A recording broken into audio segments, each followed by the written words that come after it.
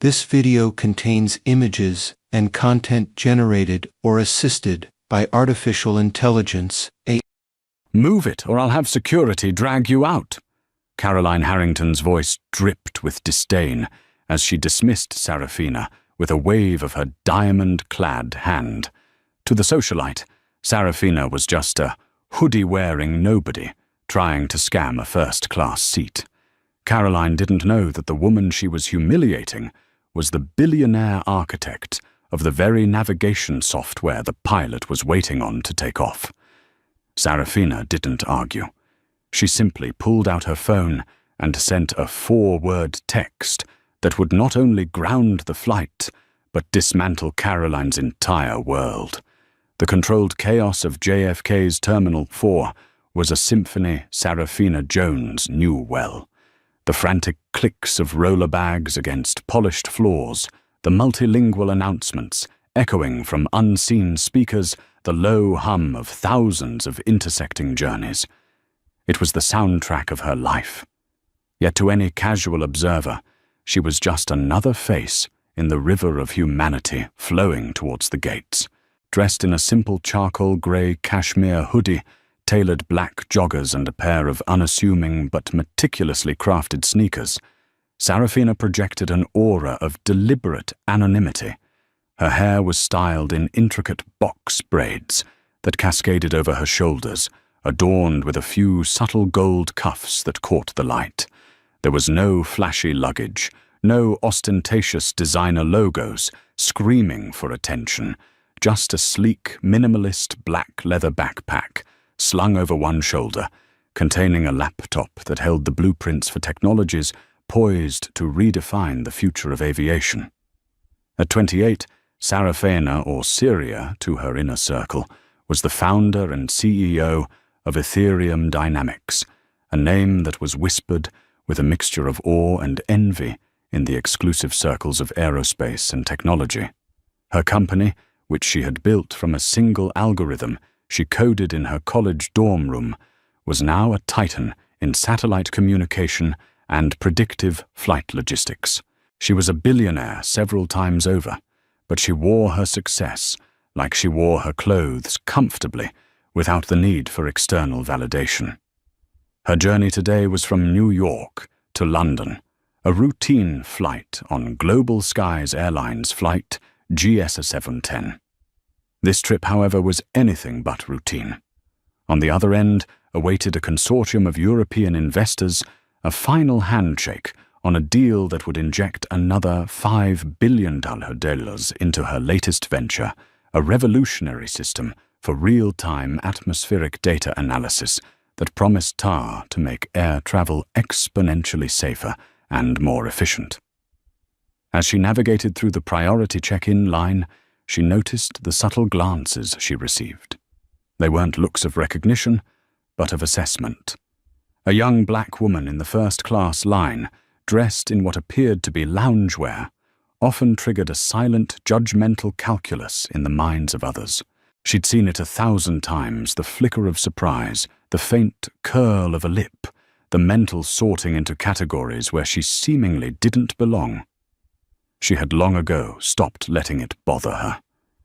Their ignorance was a shield for her, allowing her to move through the world unburdened by the suffocating weight of fame. She handed her passport to the agent, who gave her a professionally bland smile. "Good afternoon, Miss Jones. Window seat 1A. You're all set. The Starlight Lounge is to your right, just past security. Boarding for your flight will begin in approximately 45 minutes at gate B24. "Thank you, Sarah," said her voice, calm and melodic. She bypassed the lounge. She preferred the quiet anonymity of the public seating area, where she could observe the beautiful, messy tapestry of humanity without interruption. She found a seat near her gate, pulled out a worn paperback novel, a classic sci-fi by Octavia Butler, and submerged herself in its world, the airport symphony fading into a distant murmur. She was a ghost, a silent observer, a woman of immense power hiding in plain sight. It was her preferred mode of existence, but she knew that sometimes the world forced you to reveal your hand. As the boarding call for flight GS 710 finally echoed through the terminal, Syria closed her book, tucked it into her backpack, and stood up. She had a $5 billion deal to close and an ocean to cross. She walked toward the gate, completely unaware that her carefully constructed shield of anonymity was about to be shattered, not by a business rival or a journalist, but by the casual, ingrained prejudice of a fellow passenger in seat 1A. The first-class cabin of the Boeing 77 was an oasis of muted grays and soft lighting designed to soothe the nerves of the world's elite travelers. The scent of warm towels and a faint hint of champagne hung in the air. Sarafina offered a small smile to the flight attendant greeting passengers at the door and made her way down the short aisle to the front row. Seat 1A, her seat a private pod with a lie-flat bed, a personal minor, and a wide entertainment screen. More importantly, it was the window seat she had specifically chosen months in advance for its privacy, but it was occupied. A woman who looked to be in her late 50s was comfortably settled in her designer handbag, placed on the adjacent seat 11B. She had perfectly coiffed blonde hair, a face tightened by expensive procedures, and was dressed in a crisp, cream-colored linen suit that looked completely out of place for a long-haul flight. She was loudly detailing her recent trip to the Hamptons to another passenger across the aisle, her voice laced with a sense of effortless superiority. Sarafina paused, checked her boarding pass again, and then looked at the woman. She waited for a natural pause in the conversation, but one didn't seem to be forthcoming. "Excuse me," Syria said politely, her voice quiet but clear. The woman, whose name was Carolyn Harrington, stopped mid-sentence and turned her head slowly, her eyes scanning Syria from her sneakers to her hoodie with a look of undisguised disdain. It was a practiced, withering glance, designed to make its recipient feel small and insignificant. "Yes." Caroline's tone was sharp, impatient. "I believe you're in my seat," Syria said, holding up her boarding pass. "I have one." Caroline glanced at the ticket in Syria's hand and then waved a dismissive hand as if she shooing away a fly. "Oh, that must be a mistake. I always sit here. The airline knows. Just find another seat, dear. I'm sure there are plenty of others." She then turned back to her conversation, the matter clearly settled in her mind. Syria stood her ground. "I don't think it's a mistake. My pass says 1A. Could you please check yours?" With an exaggerated theatrical sigh, Caroline fished a ticket from her handbag. She glanced at it for a fraction of a second. "It says 1B, but that's ridiculous. I need the window. The lighting is better for my complexion." Besides, she added her voice, dropping to a conspiratorial whisper that was intentionally loud enough for Syria to hear. "I think you'd be more comfortable somewhere else. These seats are for our most loyal customers." The implication was thick and suffocating. "You are not one of us. You do not belong here." Syria felt a familiar, weary tightening in her chest, but her expression remained impassive. Loyalty status doesn't change a seat assignment. I booked this seat specifically. I'd appreciate it if you would move to your assigned seat. Her calm, firm tone seemed to infuriate Caroline. The woman's face flushed a blotchy red. "Now listen here. I am a Platinum Elite Diamond member with this airline. I've spent more money on flights this year than you've probably earned in your life. I am not moving. End of story." The conversation had now attracted the attention of a flight attendant, a young man named Mark with a forced customer service smile plastered on his face. "Is there a problem here, ladies?" Caroline immediately seized the opportunity, transforming into a frail victim. Oh, thank goodness. This young woman is harassing me. She's insisting this is her seat, but there's clearly been a mix-up, and she's becoming quite aggressive. Mark looked from Caroline's frantic performance to Syria's placid demeanor. He was young and clearly intimidated by Caroline's display of wealth and status. He turned to Syria. "Mum, let me see your boarding pass." Sarah handed it to him. He scanned it, then looked at his onboard tablet. "Yes, you are assigned to 1A, and Mum," he said, turning to Caroline, "you are in 1B. "Well, the system is wrong," Caroline snapped. "I told you I always sit here. Can't you just move her?" "Look at all the empty seats." Mark's eyes darted around the cabin. It was true several other seats were still available. He was clearly looking for the path of least resistance, the quickest way to defuse the situation and get the flight underway. "Mum," he said to Syria, his voice now pleading. "I understand this is your assigned seat, but to avoid any further disruption, would you be willing to take for A instead? It's also a window seat. I can even offer you a complimentary bottle of champagne for the inconvenience." Syria looked at Mark, his youth and inexperience, evident in his desperate attempt to plead the louder, more belligerent passenger. She understood his position, but she also understood the principle at stake. This wasn't about a window. It was about the casual, venomous racism that allowed Carolyn to believe she had more right to a space than the black woman who had paid for it. Giving in would validate that belief. "No," Syria said, her voice dropping to a lower, more resolute pitch. "I am not moving. I booked seat 1A. I have a boarding pass for seat 1A, and I will be sitting in seat 1A. Please ask this woman to move to her assigned seat." The finality in her tone was unmistakable. Mark's smile faltered. Caroline Harrington's face contorted in a mask of pure fury. The battle lines had been drawn. The air in the first arse cabin grew thick with tension. Other passengers, now settled in their seats, were watching the drama unfold with a mixture of curiosity and discomfort. Mark, the flight attendant, looked completely out of his depth. He was caught between an immovable object and an unstoppable force of entitlement. "Mum, please." He tried again with Caroline, his voice wavering slightly. "We need to get everyone seated so we can depart on time. Your seat is right here." He gestured to Oneb, the aisle seat, right next to where she was sitting. Caroline scoffed, crossing her arms defiantly. "I am not moving, and I will not be spoken to like this. It's utterly ridiculous. This is a simple customer service issue.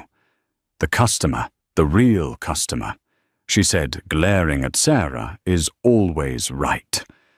You should have upgraded her as a courtesy for even being in this cabin, not tried to displace a loyal patron." The insult, layered with racial and class-based prejudice, hung in the air. Syria didn't flinch. She simply met Caroline's gaze with a calm, unreadable expression. Her stillness seemed to enrage the other woman even more. "What's the problem with you?" Caroline's voice rose, becoming shrill. "Can't you understand some people have status? Some people matter to this airline, and some people just get lucky with a misplaced upgrade voucher. Take the champagne and move along." "This isn't about an upgrade," Syria stated evenly. "This is about my ticket for my seat, and your behavior is becoming disruptive."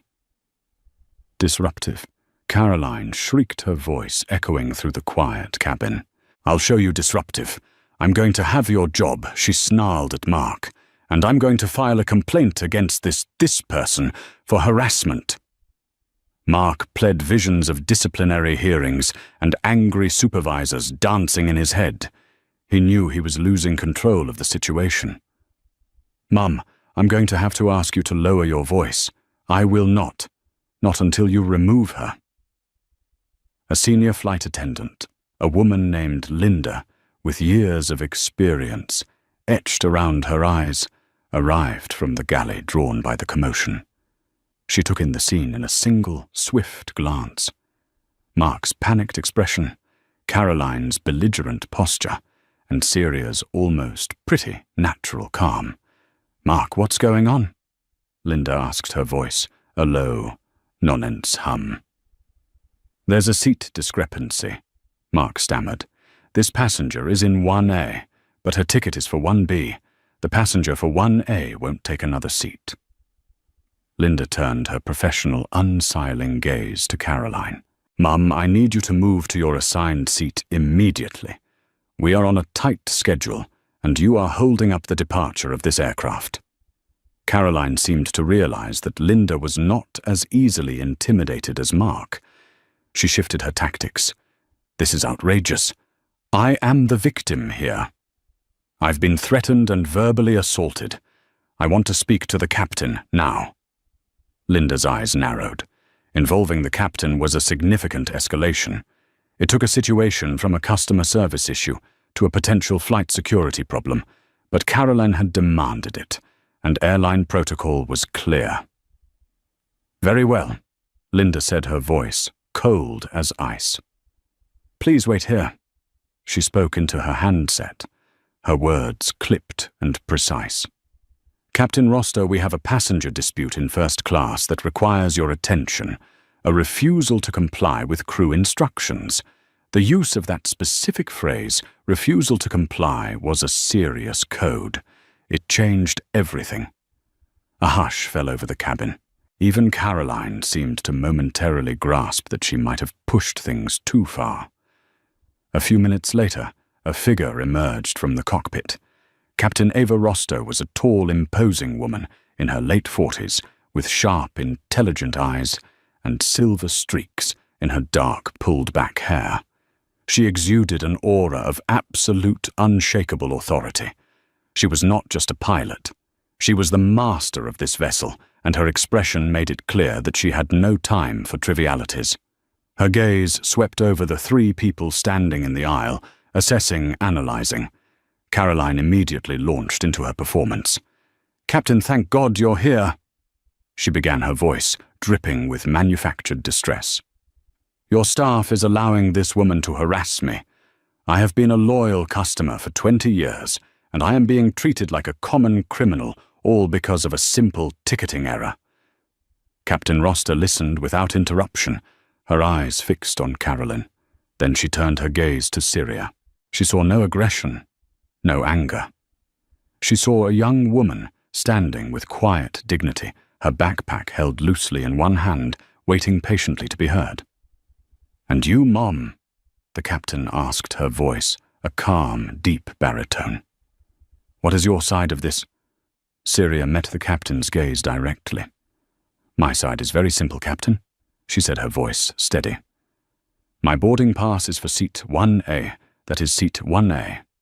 I would like to sit in my seat, so this flight can depart."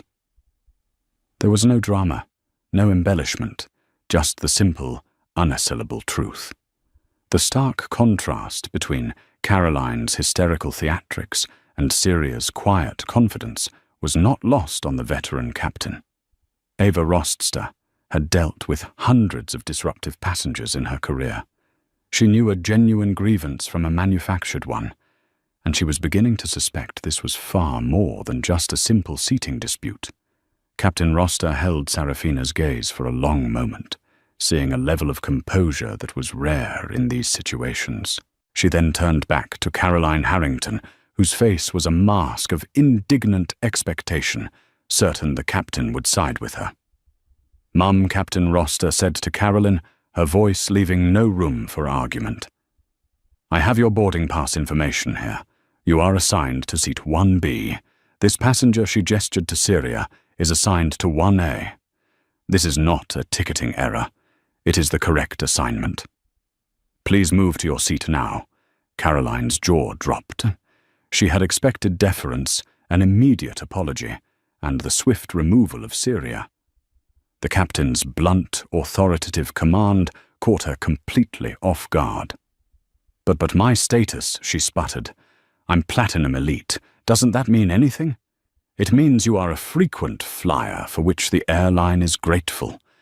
The captain replied, her tone as crisp as the winter air over Siberia. It does not grant you the right to another passenger's assigned seat or to disregard the instructions of my flight crew. This is my final request. Move to seat 1B or we will have you deplaned. The word deplaned hung in the air like a guillotine. The public humiliation, the disruption to her plans. The threat was real and immediate. For the first time, a flicker of genuine fear appeared in Caroline's eyes. She shot a look of pure venom at Syria, as if this was all her fault. Grumbling under her breath, Caroline began to move, grabbing her handbag from seat 1B and clumsily shifting her body into the aisle seat. She made a great show of her displeasure, sighing heavily and muttering about abysmal service and reverse discrimination. Syria simply stepped past her and settled into seat 1A, placing her backpack under the seat in front of her. She looked out the window, her posture relaxed, as if the entire confrontation had been a minor inconvenience, like a fly buzzing near her ear. The captain gave a curt nod. "Thank you for your cooperation," she said to the now fuming Caroline. She then turned to Syria. "My apologies for the disturbance, Miss Jones. We'll be underway shortly." As the captain turned to leave, Syria spoke, her voice still quiet, but carrying a new note of authority that made Captain Rostow pause. Captain Rostoya said, "I appreciate you resolving this, but I would like to note for the record that your flight attendant, Mark, attempted to appease Mrs. Harrington by asking me to move, despite my valid ticket. He offered me champagne as compensation for giving up my seat to a woman who was racially profiling me." The captain turned back slowly, her expression hardening. This was a serious allegation. Syria continued, "I know Global Skies Airlines has a zero-tolerance policy for discrimination as outlined in your Employee Conduct Manual, Section 7, Subsection B. I also know that flight crews are trained to de-escalate by enforcing the rules, not by asking the wronged party to concede, especially not when the aggression is so clearly one-sided." Captain Roster stared at her. How did this passenger know the specific section of their internal conduct manual that wasn't public information? It was part of the intensive training all employees, especially pilots and cabin crew, underwent. "You seem very familiar with our policies." "Miss Jones." The captain said, her tone shifting from professional courtesy to intrigued suspicion. Zoria offered a small, enigmatic smile. "I'm a stakeholder. I believe it's important to know how one's assets are being managed." The word stakeholder was ambiguous. It could mean she held a few shares of stock. It could mean she was part of a corporate travel program. But the way she said it with such quiet, unshakable confidence suggested something far more significant. Before Captain Rostow could inquire further, Caroline Harrington, unable to leave well enough alone, decided to hurl one final parting shot. "Stakeholder. Oh, please." She sneered from seat 1B, loud enough for the entire cabin to hear. "You probably got a stock option handout from whatever affirmative action program got you your job. You don't belong here, and you know it." The ugliness of the comment was breathtaking. It sucked the remaining air out of the cabin. The flight attendants froze. Captain Rostow's face became a thundercloud. Syria, however, did not react. She didn't look at Caroline. She didn't raise her voice. She simply reached into her backpack, pulled out her sleek black smartphone, and unlocked the screen. Her thumb hovered over a single contact saved in her favorites. She looked up at Captain Roster, her eyes calm, but holding a glint of steel. "Captain," she said, her voice perfectly level, "I'm afraid this passenger's behavior has now escalated from a seating dispute to a level of harassment that I am not willing to tolerate on one of my carriers. I need to make a call. one of my carriers. The phrase landed with the force of a physical blow. Captain Rostow felt a sudden chilling realization that she was standing in the presence of someone far more important than she could have possibly imagined. She watched speechless as Syria Jones pressed the call button. The phone call connected on the first ring. Sarafina didn't even put the phone to her ear. She put it on speaker, the volume just loud enough for those nearest to her. Captain Rostow Linda, and a mortified-looking Mark to hear clearly. A man's voice, warm and instantly recognizable to anyone in the aviation industry, came through the speaker. "Syria, is everything all right? I thought you'd be in the air by now." It was Sir Richard Sterling, the celebrated founder and CEO of the entire Global Skies airline group. "Richard, my apologies for calling you directly." Syria said, her tone as casual as if she were calling a friend to confirm dinner plans. "We have a slight delay on GR 710 out of JFK. In seat 1B, Caroline Harrington's sneer began to falter, a sliver of confusion piercing through her self-righteous anger. She recognized the name, of course, but the context made no sense. It had to be a trick, a delay. "What's the issue?" The mechanical Sir Richard's voice was sharp with concern. "No, not mechanical," Syria replied smoothly. "We have a passenger in seat 1B, a Caroline Harrington. She's a Platinum Elite member." The captain's eyes widened. Syria knew the passenger's name without having been told. She must have access to the flight manifest. Syria continued. "She has been verbally abusive, refused to comply with initial crew instructions, and has made a series of racially charged remarks. It's creating a hostile and unsafe environment in the cabin before we've even left the gate. Captain Rostow is here with me now." She handled the seat situation professionally, but the passenger's harassment has continued. There was a moment of silence on the other end of the line, followed by a sigh that was heavy with frustration. "Syria, I am so sorry. This is completely unacceptable. Put the captain on." Syria held the phone out to Captain Roster, who took it as if it were a live grenade. "Captain Roster, speaking, Sir Richard Ava." Sir Richard's voice was now hard as iron. "You have my full authority. Ms. Harrington is to be removed from the aircraft immediately. Her Platinum Elite status is to be revoked effective immediately, and she is to be placed on the permanent no-fly list for all Global Skies carriers and our partner airlines. Am I understood?" "Yes, sir." "Understood," Captain Rostifer replied, her mind reeling. "The safety and dignity of our passengers, and especially our partners, is non-negotiable." Sir Richard continued, his voice resonating from the small speaker. "Ethan Dynamics is our single most important strategic partner. Ms. Jones is not just a passenger. She is for all intents and purposes our boss when it comes to the technology that keeps our planes in the air. The fact that she was subjected to this on one of our flights is a profound failure, and it will be dealt with. Please offer her my deepest, most sincere apologies." And Ava ground the flight. "Sir," the captain asked, stunned. "Ground the flight?" "Yes. Don't just deplane the passenger. Ground the entire flight. I want a full security and compliance sweep. I want every member of that cabin crew interviewed before you take off. I want a message sent so clearly that it will never be forgotten. This behavior will not be tolerated on Global Skies. Not now. Not ever. The disruption to the schedule is a small price to pay." "Do you understand?" "Yes, Sir Richard. I understand completely." "Good. Keep me updated." The line went dead. Captain Rostow handed the phone back to Syria, her hand trembling slightly. She looked at this young woman in a hoodie, a woman she had mistaken for just another passenger, and finally saw her for who she was. Power.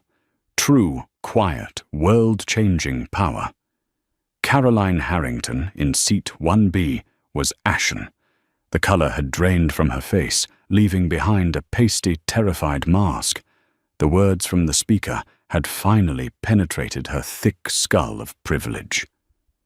Ethereal Dynamics' strategic partner, our boss.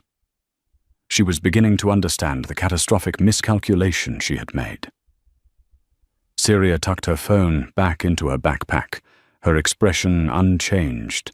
She hadn't smiled in triumph. She hadn't gloated.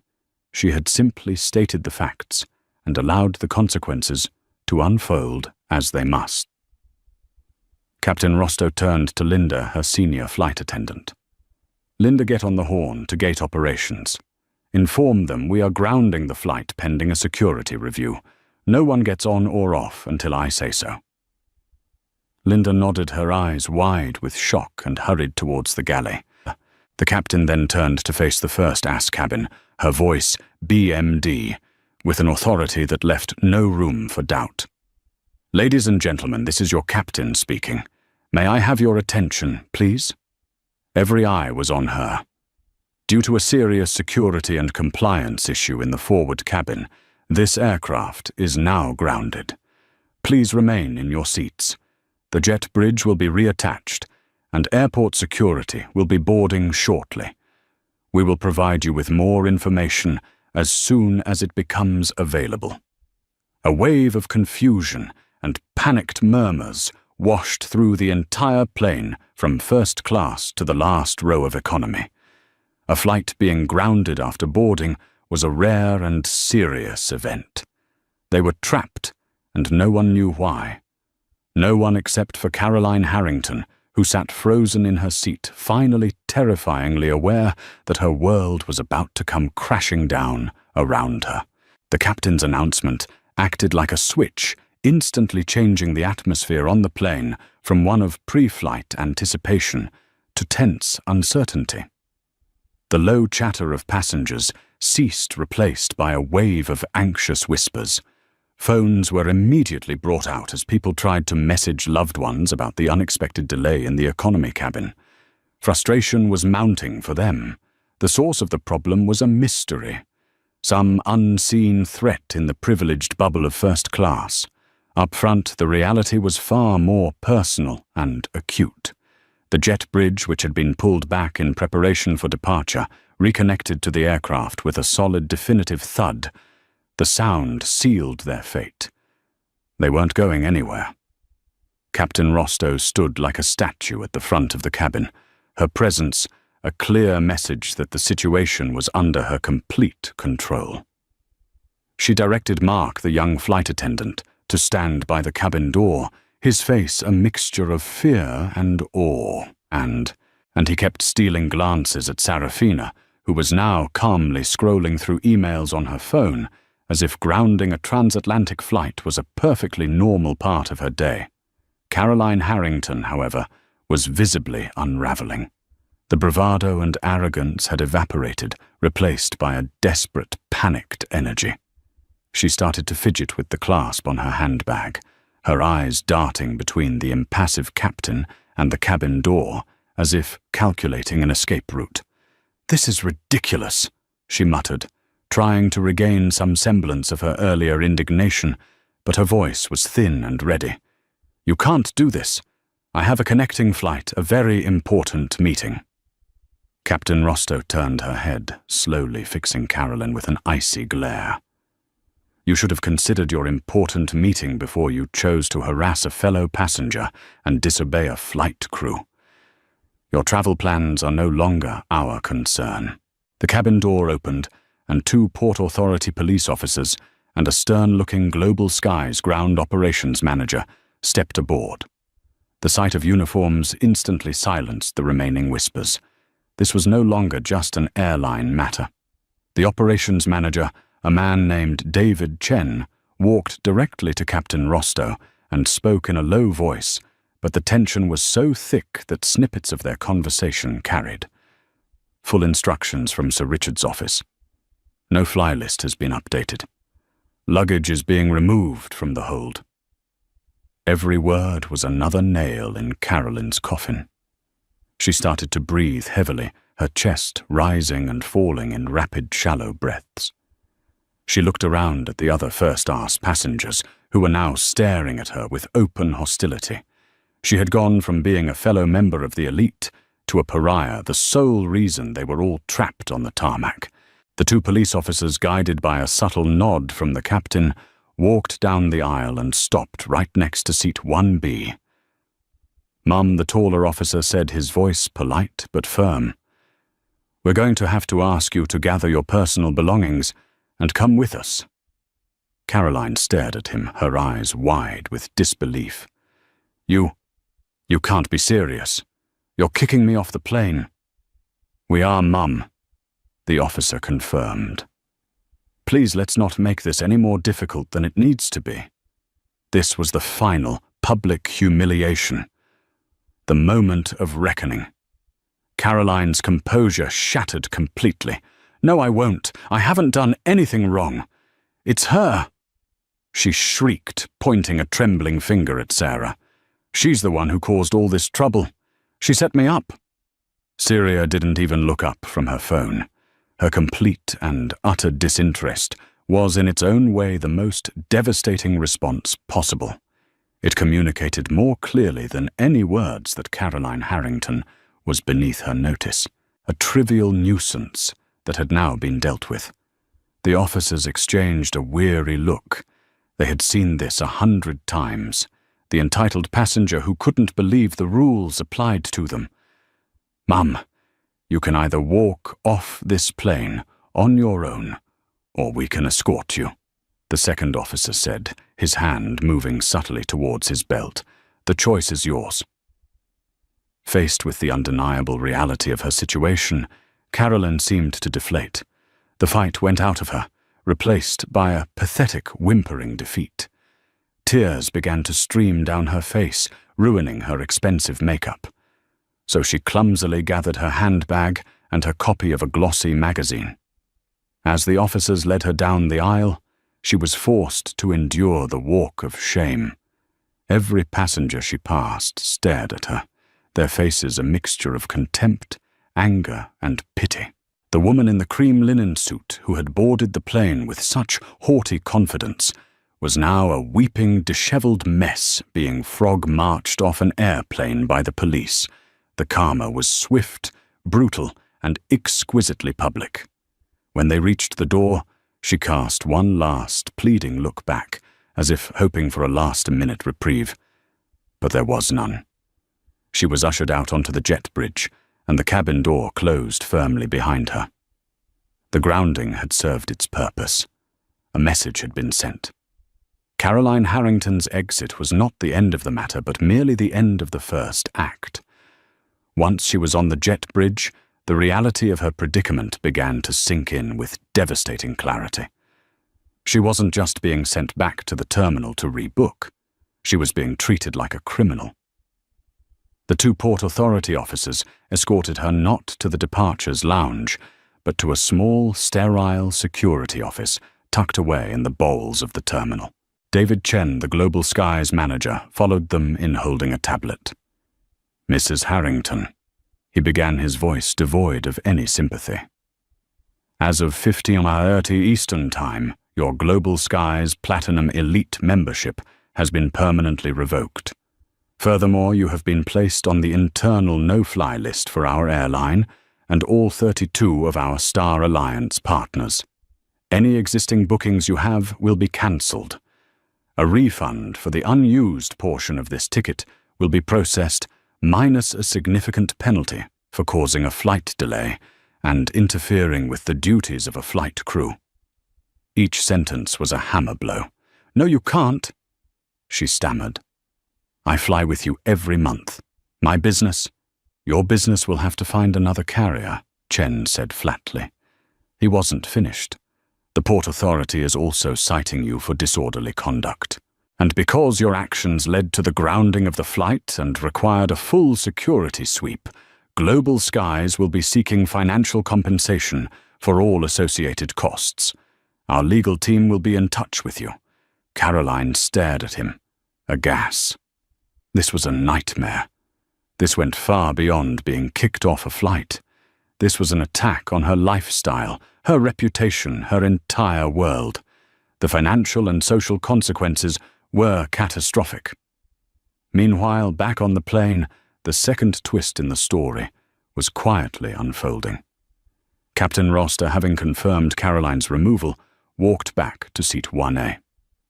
"Ms. Jones," she said, her voice now filled with a deep, deferential respect. "On behalf of the entire crew and Global Skies, I want to offer you our most profound apology." Syria finally looked up from her phone and gave the captain a small, reassuring smile. "It wasn't your fault, Captain. You handled it correctly once you were made aware of the full situation. The failure was in the initial response." She glanced pointedly at Mark, who was standing nearby, looking as if he wanted the floor to swallow him whole.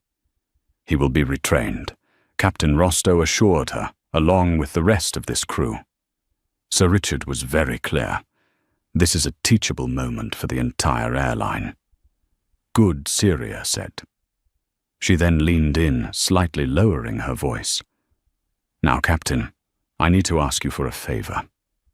The reason I was so insistent on this particular seat, and the reason this flight's on-time departure was so critical, isn't just about comfort." She gestured towards the small, almost unnoticeable satellite dome on the ceiling of the first AS cabin. "This aircraft is one of the few in your fleet equipped with the Etherin 7 secure channel uplink. I have a meeting scheduled to begin in 1 hour with the European Aviation Safety Agency and a consortium of investors. It's the final presentation for Project Nightfall." Captain Rostow's breath hitched. Project Nightfall was the code name for the next-generation predictive weather and air traffic control system that Ethereum Dynamics was developing. It was the $5 billion deal. It was the technology that Sir Richard Sterling was banking on to give Global Skies a competitive edge for the next 20 years. Syria continued. "The demonstration requires a stable high-bandwidth connection that can only be established once we are at cruising altitude. Any further significant delay could jeopardize the entire deal, not just for me, but for Global Skies, who are the primary launch partner." The full weight of the situation finally landed on the captain. Caroline Harrington hadn't just insulted a VIP, she had actively endangered a multi-billion-dollar corporate partnership that was fundamental to the airline's future. The grounding, which had seemed like a dramatic but necessary disciplinary action, now felt like a self-inflicted wound. "I understand," Captain Roster said, her mind racing. "Miss Jones, what do you need? I need you to get this plane in the air." Syria said, simply, as fast as humanly and legally possible. The captain nodded, a new sense of urgency energizing her. "Consider it done." She turned on her heel and strode towards the cockpit. She got on the radio to air traffic control, her voice now sharp and commanding. "JFK Tower, this is Global Skies 7 to 10. The security situation has been resolved. We are requesting immediate priority for pushback and takeoff. I am declaring this flight time critical due to a matter of extreme corporate urgency." Timer critical was a designation rarely used, reserved for flights carrying vital cargo or facing imminent operational deadlines. It would bump them to the very front of the long line of planes waiting to depart from one of the world's busiest airports. The wheels were now in motion, not just to get the flight back on schedule, but to accelerate it beyond all normal procedure. Karma had arrived for Caroline Harrington in the form of a lifetime ban and a legal battle. But for Serafina Jones, the real consequences were just beginning as she raced against the clock to save the very deal that had put her on that plane in the first place. While Captain Roster was orchestrating their priority departure with the urgency of a military operation, Serafina Jones had already transitioned into a different state of being. The quiet passenger was gone, replaced by the formidable CEO. Her pod in seat 1A became the nexus of a multi-billion-dollar negotiation, a sanctum of intense focus amidst the subtle hum of the aircraft. She unclipped her laptop, its matte black surface absorbing the cabin light, and connected it to the aircraft's internal port. The main screen in front of her, usually reserved for Hollywood blockbusters, split into a quadrant of encrypted data streams, live satellite feeds, and complex meteorological charts that swirled with color-coded atmospheric pressure systems. A custom Wilt user interface, the proprietary dashboard of Ethereum Dynamics, bloomed across the display. It was a symphony of information that only she could conduct. Linda, the senior flight attendant, approached with the reverence one might reserve for royalty. In her hands was a silver tray with a chilled bottle of Voss water and a crystal glass. "Miss Jones," she said, her voice a near whisper. "Your water. Is there anything else at all we can provide for you before you begin?" "This is perfect, Linda. Thank you," Syria replied, her eyes locked on the fluctuating data points on her screen. "Just one more thing. Could you please ensure there are absolutely no interruptions in this section of the cabin, no meal service, no duty-free announcements, nothing until I give the all clear. My team is patching me through to the European Aviation Safety Agency, and the connection must be pristine. Consider this pod a sterile cockpit, Miss Jones," Linda promised, her professionalism now amplified by a profound sense of respect. She backed away, turning to the rest of the crew to relay the orders. Young Mark, who had been hovering uselessly near the galley, watched the transformation with wide, terrified eyes. The woman he had tried to appease with a free glass of champagne was commanding the cabin's environment with more authority than the captain. He felt a cold dread wash over him as he fully grasped the magnitude of his earlier misjudgment. He hadn't just failed at customer service. He had failed to recognize the most important person to ever set foot on his aircraft. Within 15 minutes, an eternity for Syria, but a blink of an eye in the world of JFK ground control, the 777's powerful engines spooled up with a commanding roar. They bypassed a long line of other jets, their priority status clearing a path down the taxiway. Syria felt the familiar gentle pressure as the plane accelerated down the runway and lifted gracefully into the darkening sky. The sprawling, glittering grid of New York fell away beneath them, a silent testament to the world she was leaving behind for the sterile, data-driven world of her meeting. The moment the fastened seatbelt sign pinged off at 10,000 horse Fissy Syria initiated the secure link, a green light on her console blinked, confirming the Etherin 7 satellite had locked onto their aircraft. On her screen, a dozen video windows materialized, populated by the serious, expectant faces of the consortium members. Miss Jones, a man with a severe haircut and the unmistakable air of a high-ranking regulator, began. It was Director Dubois of the ASA. "You are cutting it close. We were beginning to think you had a technical issue. Apologies for the slight delay." Director Dubois Syria said, her voice a model of crisp professional calm. The chaos on the ground was now 1,000,000 miles away. A trivial anecdote she would never tell. "We had a minor terrestrial protocol issue to resolve, but we're airborne and fully operational. Now welcome everyone to the final demonstration of Project Nightfall." For the next 90 minutes, Syria was a maestro of data and vision. She wasn't just presenting, she was performing. As you can see, she narrated her cursor, highlighting a swirling mass of air over the North Atlantic. Conventional avionics show a moderate chance of turbulence in this sector in approximately 40 minutes. Our system Nightfall is cross-referencing atmospheric data from 3 separate satellite layers and predicting a 98% probability of a severe micro-shear event in precisely 32 minutes. A skeptical banker from Frankfurt, a man named Klaus Richter interjected, "A prediction is one thing, Miss Jones. How can we be sure of its accuracy?" "An excellent question," her RTO Syria replied without missing a beat. "We can be sure because the system isn't just predicting its learning. Please observe." She input a command and a new simulation window opened.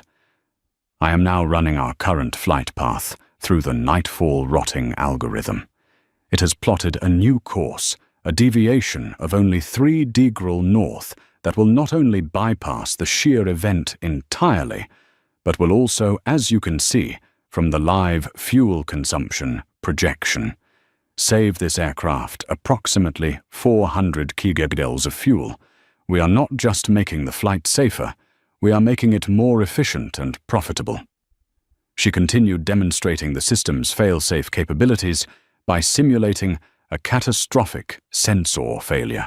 The consortium watched mesmerized as the AI instantly compensated its predictive algorithms, filling in the data gaps to maintain a perfectly stable flight path. It was a technological marvel, and she was its master. As she prepared to conclude, Rita, the banker posed one final crucial question. "The technology is impressive, Ms. Jones. No one denies this, but the $5 billion investment is for a global rollout. What assurances do we have that Ethereum Dynamics can manage a project of this scale?" "You are forgive me for being blunt, a very young company." Syria met his gaze through the camera, her expression unwavering. "We are a young company, Herr Reacher. But we were founded on principles of scalability and resilience, the same principles I've just demonstrated in our software. As for assurance, our launch partner Global Skies Airlines has already committed to retrofitting their entire long-haul fleet of 150 aircraft at their own expense based on the success of this demonstration. Their CEO, Sir Richard Sterling, is on standby to confirm that commitment. That is the confidence our partners have in us. I trust the consortium will find that assurance sufficient." It was the final unanswerable move, a checkmate. The consortium members exchanged looks. Director Dubois nodded slowly, a rare smile touching his lips. "Ms. Jones, this is revolutionary. The ASA is prepared to grant provisional certification for fleet-wide testing." Arthur leaned forward, his skepticism replaced by keen interest. "Our syndicate is in. The full $5 billion is approved. Contracts will be drawn up by morning London time." A quiet, profound sense of victory washed over Syria. She had weathered the storm, both the one in the cabin and the one over the Atlantic. "Thank you, everyone," she said, a genuine, radiant smile finally appearing. "Welcome to the future of safer skies." After the call ended, she leaned her head back and allowed the immense tension to drain from her body. She had done it. A short while later, Captain Rostow emerged from the cockpit and walked to her seat. "I just received a text from Sir Richard's personal phone," she said quietly. The single word was magnificent. "He sends his heartfelt congratulations and his renewed and most profound apologies for what you endured. Please thank him for me." Syria said, her voice soft with fatigue. "And thank you, Captain. Your decisiveness was the pivot on which this entire deal turned. It's my job to manage my aircraft and protect my passengers. I just regret I didn't recognize the true nature of the situation sooner." The captain hesitated for a moment. "If I may be so bold, why do you do it? Travel this way. You could have a private jet, a full security detail. You could avoid people like Caroline Harrington altogether." Syria turned to look out the window at the vast, starred, dusted darkness. "My father was a mechanic for an airline," she said, her voice becoming more personal, more reflective. "He loved planes. He taught me that every part of the machine matters from the engine to the smallest rivet. He also taught me that the people who fly on them matter whether they're in the front or the back.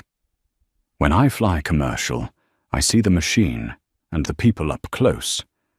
I get an unfiltered view of how my own technology is working, how the crews are performing, how the passengers are feeling. It keeps me grounded. She turned back to the captain. What happened today was ugly, but it was also data. It showed me a flaw in the system. A young flight attendant, intimidated by a display of wealth and privilege, almost made a decision that could have cost this airline billions. That's a training issue, a culture issue, and it's my problem to help solve as a partner. So in a way, Mrs. Tarrington gave me something of value today, a very clear and expensive field test. Captain Rostifer was speechless, humbled by the depth and strategic brilliance of the young woman before her. It wasn't just about humility. It was about intelligence. "Ms. Jones," she said finally, "it has been an honor to fly you." As dawn broke over the Irish sea painting, the clouds in brilliant hues of orange and gold, Syria saw her destination ahead. Upon landing at Heathrow, there would be no normal gate. As a final gesture from a grateful Sir Richard Stirling, the 7th Saint Seven taxied to a private diplomatic stand. A sleek black Rolls-Royce was waiting on the tarmac. Her anonymous arrival in New York stood in stark contrast to her arrival in London. She had boarded as a ghost and was deplaning as a queen. She had faced down ignorance and won not by raising her voice, but by raising the standards for the entire world. So what can we take away from Seraphina Jones's incredible story? It's a powerful reminder that wealth isn't always loud, and status isn't always worn on a sleeve. True power often lies in quiet confidence, in the brilliance of your work, and in the strength of your character. Caroline Harrington made a judgment based on prejudice, and paid a heavy price, losing her privileges and her reputation in a single humiliating afternoon. This story teaches us that disrespect and bigotry have consequences, and that underestimating someone based on their appearance can be a catastrophic mistake. It's a call to all of us to look beyond the surface, to treat everyone with dignity, and to stand firm in our own worth, no matter who tries to tell us we don't belong. If this story resonated with you, please hit that like button, share it with someone who needs to hear it, and subscribe to the channel for more true life stories of karma and justice. Thank you for watching.